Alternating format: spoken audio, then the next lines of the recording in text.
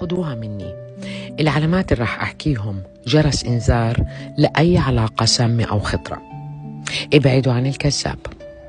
لما تبلشوا تبرروا أي فعل طبيعي إلكم وتدافعوا، في إشي غلط. أنتوا السبب لأي مشكلة بتصير بالعلاقة. تحكمات غير مبررة وغيرة غير طبيعية للتسلط والتملك. المقارنة مع شخص ثالث لإثارة الغيرة والاستفزازكم هون خطر جدا. انتبهوا.